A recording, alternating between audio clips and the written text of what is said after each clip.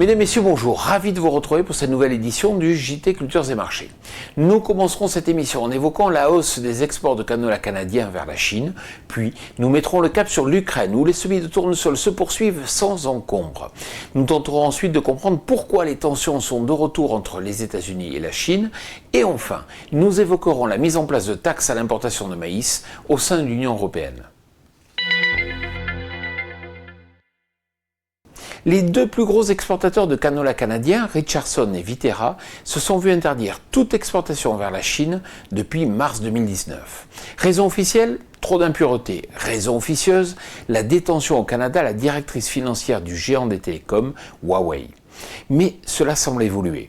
En effet, il est intéressant de noter que le Canada a exporté 370 000 tonnes de canola vers la Chine depuis fin mars. Un tel volume n'avait pas été échangé depuis février 2019. Le business serait-il en train de reprendre le dessus ?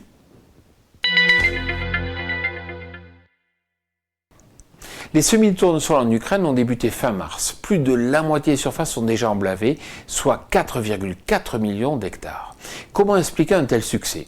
Il faut savoir que le tournesol est actuellement la deuxième culture la plus rentable en Ukraine, juste derrière le maïs.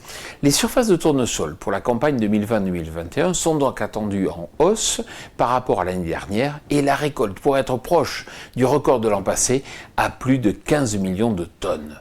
Conséquence sur les cours ? L'Ukraine étant le premier producteur mondial de tournesol, de telles nouvelles ne peuvent qu'alourdir les perspectives de marché pour cette culture.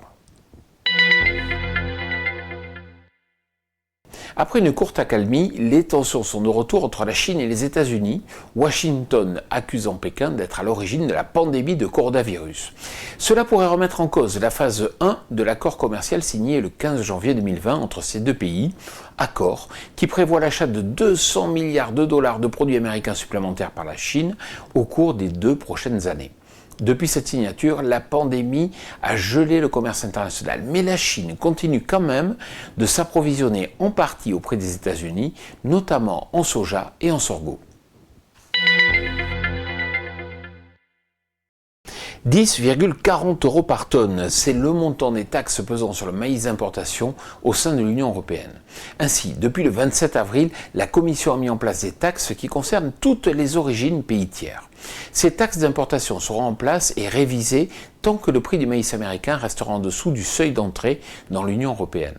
Ce mécanisme constitue donc un levier efficace pour réguler le marché européen du maïs. Alors, comme je vous le dis chaque semaine, si vous recevez un email qui vous informe de la mise en ligne de ce JT, bien sûr, n'hésitez pas à le transférer à tous vos amis, à tous vos collègues. Voilà, le JT Culture et Marché est terminé. Je vous souhaite bien sûr une excellente semaine.